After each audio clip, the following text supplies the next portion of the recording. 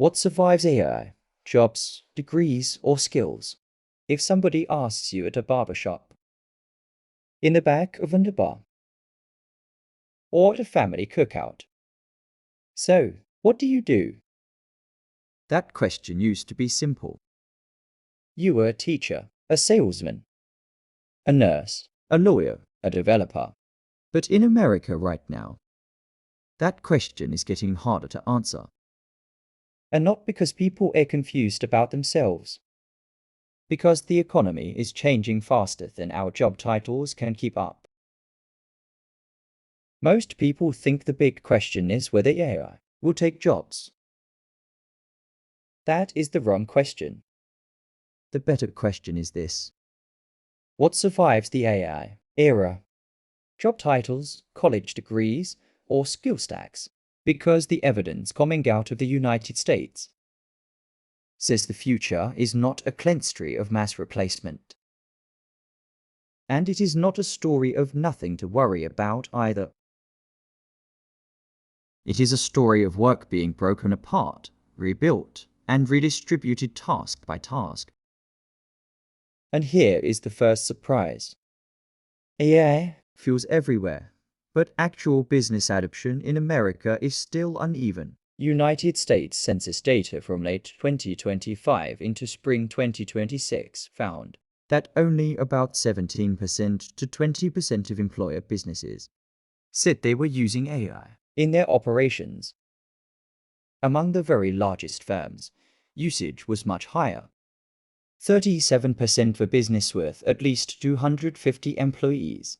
But among the tiniest firms, the kind of small businesses that define everyday American life, usage was still under 20%. So no, this is not too late. But yes, the race has started. Now here is the second surprise. AI is not hitting every occupation the same way. And it is not usually replacing an entire job all at once.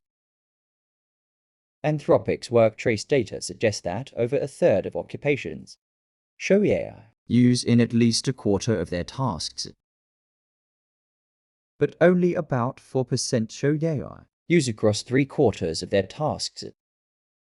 Even more important, today's AI use leans more toward augmentation than automation, 57% versus 43%. In plain English, for most people, AI is not a full replacement machine yet. It is a task rearranging machine.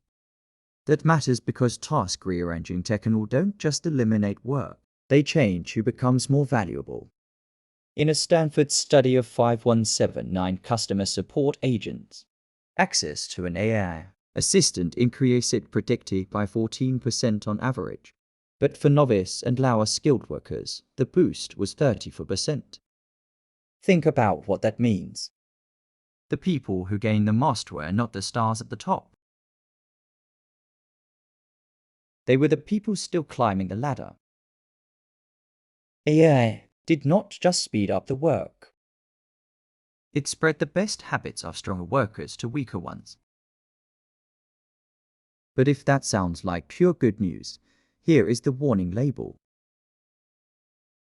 Harvard researchers studying 758 consultants found that when workers used AI on tasks where the model was actually strong, they finished more work, worked about 25% faster, and produced better results. But on tasks outside AI's true competence, performance got worse. The people using AI often trusted polished answers that were simply wrong. So the future does not belong to people who use AI the most. It belongs to people who know when not to trust it. This is exactly why old career advice is starting to fail. The old advice was, pick a profession, get the degree, enter the lane, stay there. But the American labor market is signaling something more complicated. The Bureau of Labor Statistics projects total United States employment will still grow by 5.2 million from 2024 to 2034, driven mainly by healthcare and social assistance. The fastest growing jobs include nurse practitioners, data scientists, information security analysts, and medical and health services managers. That is a huge clue. The future is not just tech jobs. It is tech plus care, tech plus trust, tech plus judgment, tech plus regulation, tech plus human responsibility. Even inside highly exposed fields, the story is mixed. BLS says software developers are still projected to grow fast. Nearly 18% because AI also creates demand for more software, more AI systems, and more data infrastructure. Database roles are projected to grow too. But more routine, document-heavy, or easily standardized roles are under more pressure. BLS sees weaker outlooks for paralegals and legal assistants, and outright declines for claims adjusters, insurance appraisers, and customer service representatives. That is the split screen America needs to understand. Exposure is not the same as extinction. Some jobs get compressed, some jobs get amplified. Now ask the uncomfortable applicants, what about school? Can the education system solve this for people? Not fast enough. Stanford's 2026 AI Index says over 80% of United States high school and college students already use AI for school-related tasks. But only about half of middle and high schools have AI policies. And just 6% of teachers say those policies are clear.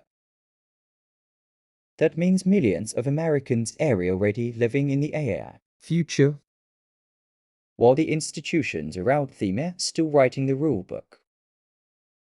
And the market is not waiting. IMF analysis of job postings found that in advanced economies, 1 in 10 job ads now asked for at least one new skill. In the United States and the United Kingdom, postings that include a new skill tend to pay about 3% more. And roles asking for 4 or more new skills can pay up to 8.5% more in the United States. Translation: the premium is moving toward people who keep updating their toolkit. Not once, repeatedly. So what should the average American actually do with all of this? Stop obsessing over finding an immortal job title. Start building a durable stack. First, get good at something real that creates value in the physical world, the social world, or the regulated world. Health, data, security, operations, law-adjacent work, finance, skilled trades, education, caregiving. Second, become AI literate enough to speed up research, drafting, analysis, and communication. Third, build the skills AI still struggles to carry responsibly: judgment, taste, accountability, trust, client understanding, and the ability to catch a confident mistake before it becomes an expensive one. That is not hype. That is the pattern the evidence points to. For years, Americans were told to choose a major and then choose a career. In the AI age, that order is breaking down. Your degree still matters. Your field still matters. But what may matter more is whether you can keep learning faster than the job description changes. The people most at risk are not necessarily the people with the wrong degree. They are the people who freeze. The people who assume yesterday's work is permanent. The people who mistake a job title for a future. So maybe the career question Americans should ask is no longer, what should I be? Maybe it is, what can I become unusually useful at? With the AI, not underneath it. Because the winners of the next decade may not be the people who found the perfect profession. They may be the people who learned how to turn shifting technology into durable value for other human beings.